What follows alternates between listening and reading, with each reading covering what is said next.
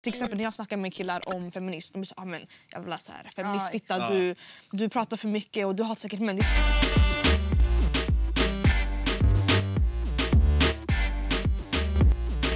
Har feminism samma betydelse för alla? Och känner sig alla som kallar sig för feminister välkomna i den här gemenskapen?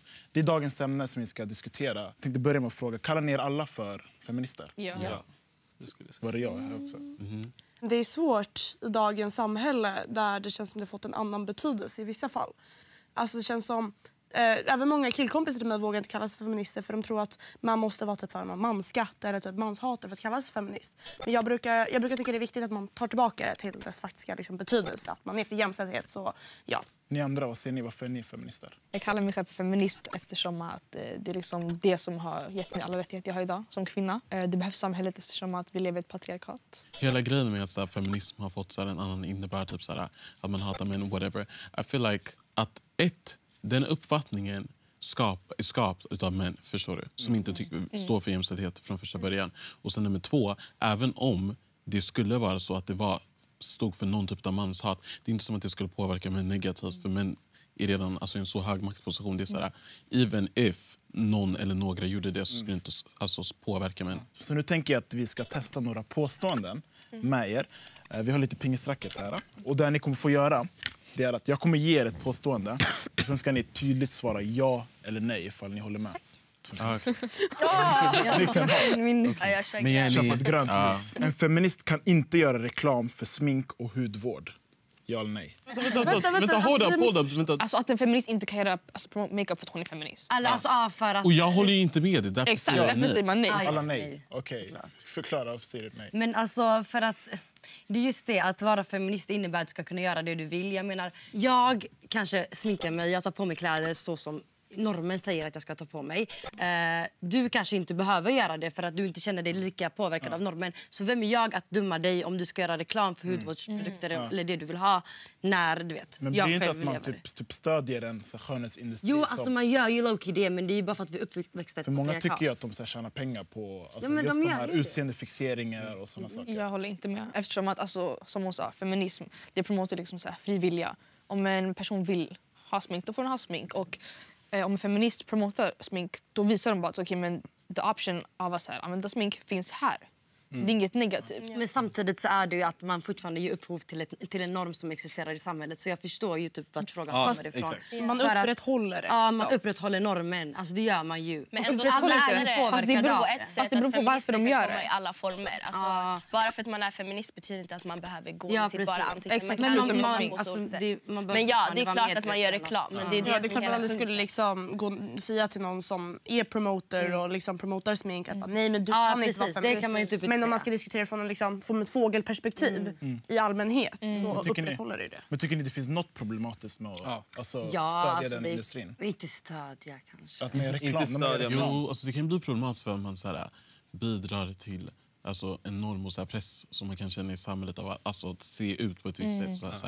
En typ av utseendefixering. Men samtidigt är det också beroende på vad man är för typ av person så påverkas man mer eller mindre, förstår du? Man kan vara emot abort och vara feminist. Bestämt.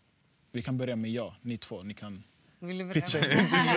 Alltså jag tänker så här. Du kan vara emot abort och vara feminist, visst. Men så länge du inte går runt och typ försöker ändra de abortlagarna som finns. Förstår du? Så länge du bara keep it to yourself. För att jag menar, visst du kan säga jag tycker det är fel att folk har abort. Men at least du vet, du går inte runt och påverkar någon annan än dig själv. Förstår du vad jag menar? Men är det inte emot feminismen? Alltså nej, jag menar det är ju upp till dig själv at the end of the day. Alltså du bestämmer över din egna kropp. Om jag är kvinna och jag säger jag är emot abort. Jag är emot att jag gör abort och jag tycker inte att det är fel att andra gör abort. Men det är så länge jag inte går runt och bara det är fel att du gör abort. Det är fel att, alltså att jag säger du får inte göra abort. Förstår du? Ni som sa nej, vad säger ni? Fast jag tänker så här. Jenny, det du sa, alltså vad du skulle göra för dig själv, det är en annan femma om du tycker att det är rätt eller fel egentligen, förstår du? Jag tänker så här, om man är emot abort, period, då är det inte en feministtanke. För en feministtanke är att en kvinna har rätt till att göra vad den vill med sin kropp. Så jag förstår inte så här. Sen kanske du inte skulle gjort det själv, men om du tycker att det är fel att man gör det as in general, så tycker jag inte det är feministiskt. Fast, säg. Nej, det jag tänkte säga är att jag tror i alla fall att många utav de människor som är emot abort och anser sig vara feminister inte ser det ur det perspektivet att okej, nu ska vi förtrycka kvinnor. Utan de ser det kanske ur det perspektivet att okej, men det här är ett liv. Så de är ju för människan. Även fostret. Så då tror jag att man kommer in på en fråga. Det handlar inte så mycket om kvinnans kropp liksom. Alltså jag tror att det är så de Alltså ser det är typ etik. Ja, exakt. Jag tror att det är mer typ så här, okej. Men egentligen inte. Alltså, om jag ska vara ärlig, feminism det handlar liksom om det här med frivilliga. Om ditt mindset är att okej, men jag är emot abort, då tänker du liksom, alltså, vart är den fria viljan? Att kunna behålla ett barn eller inte behålla ett barn? Klara, du har inte sagt något. Det var lite 50-50. Men det är rätt intressant för liksom, som du sa, alltså jag personligen är privatkonservativ. Jag vet inte om jag, nu har inte jag varit i den situationen, men jag vet inte om jag skulle kunna utföra en abort själv. Men det är klart, jag skulle aldrig vilja att staten ska gå in och bestämma över någon annans kropp. Alltså, om någon av er vill göra en abort, alltså, så här, jättebra att den möjligheten finns. Men samtidigt tycker jag det är viktigt och bra som Sverige redan gör att man har sexualkunskap och man uppmanar folk till att använda preventivmedel. Vi har UMO som hjälper folk att den situationen inte ska komma. Men om den väl händer, ja men då ska man kunna utföra en abort. Men kan man vara feminist och emot abort som lag? Alltså att...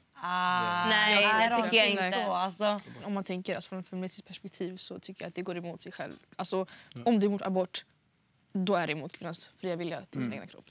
Bästa, tack. Vi kör nästa. Lättklädda bilder på sociala medier kan vara en typ av feminism. Alltså, ibland lägger ju folk det med fel motiv. Liksom, bara för att visa sin... Alltså, sexiga typ, eller visa sina kroppar. Och så bidrar det ändå till liksom, det här med hur kroppar ska se ut och sen att får folk att liksom må dåliga över sina egna kroppar. Jag har ju själv bikinibilder på Instagram och jag är medveten om att om jag lägger ut bilder där jag poserar på ett visst sätt att jag upprätthåller den normen. Så du tycker att det är problematiskt också? Men jag skulle aldrig liksom, jag kan inte gå till någon och säga men du är inte feminist för du lägger ut lättklädda bilder. Det kan man inte göra. Vad säger ni om det?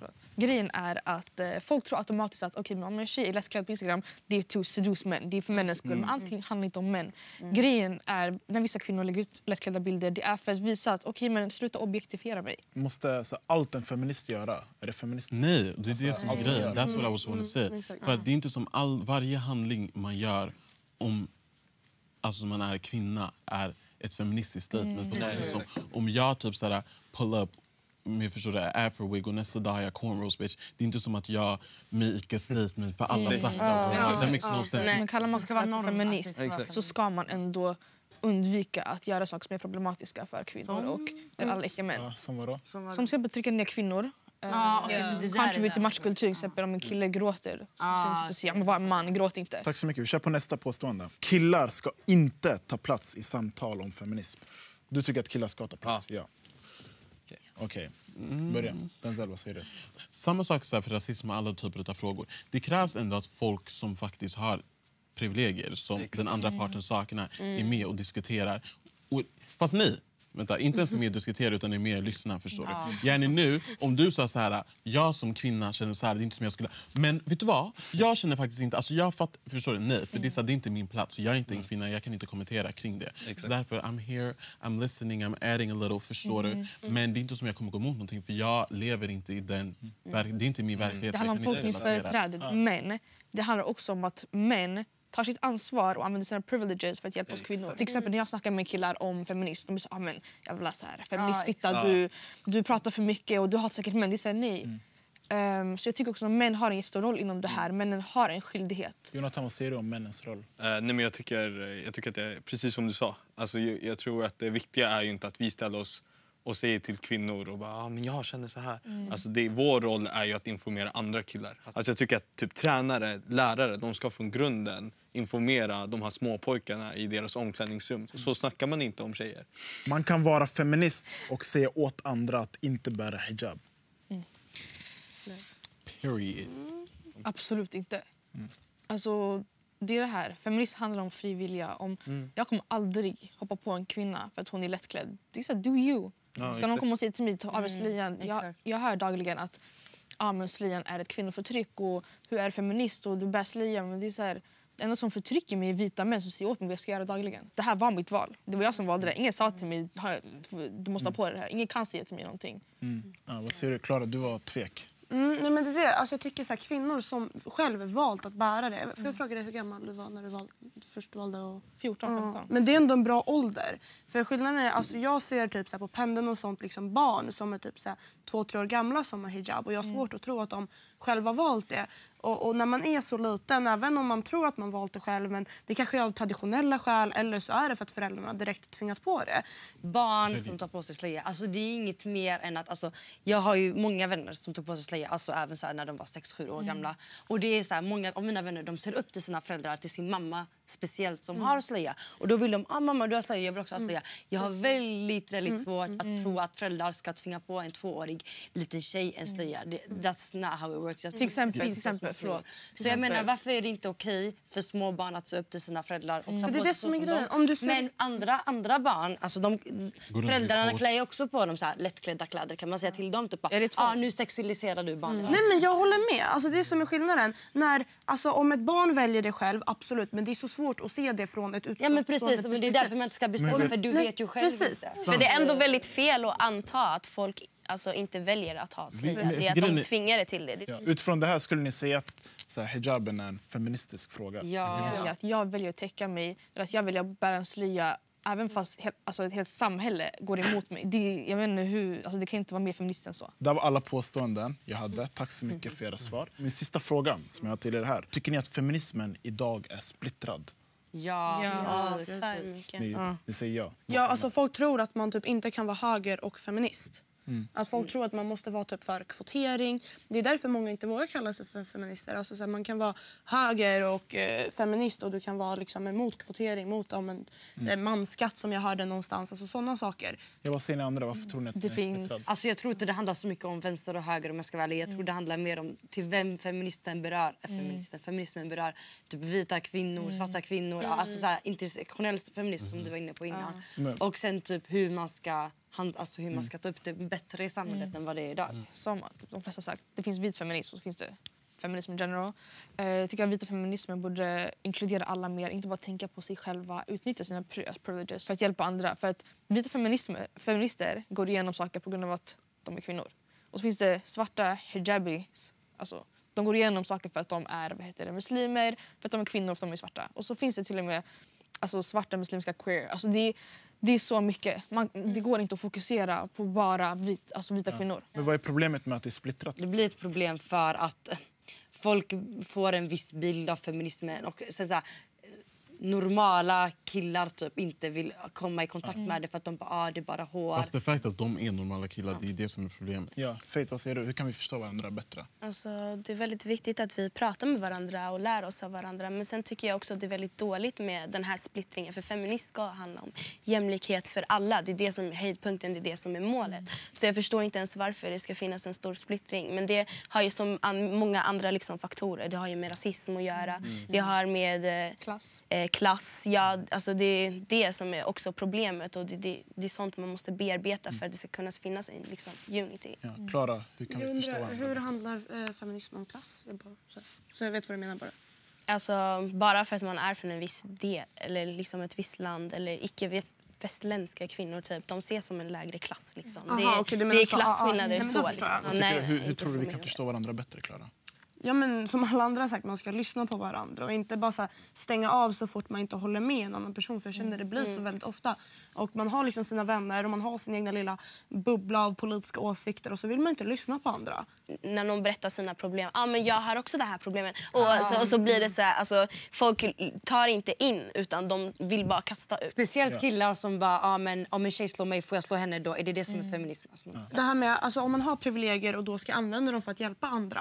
Men samtidigt så man inte ska prata om något som man inte har tolkningsföreträde i. Alltså hur går det ihop? Hur ska jag liksom... Till exempel jag, en man, jag har inte tolkningsföreträde för att säga det är fel att en kvinna har på sig det här. För det är inte jag har inte tolkningsföreträde. Guys, vi måste tyvärr avbryta. Men tack så jättemycket för att ni var med. Tack så jättemycket. Tack. Och vad tycker du? Skriv till oss. Kontaktuppgifter hittar du på våra sociala medier. Så tack för att ni tittade. Hej då, ha det bra!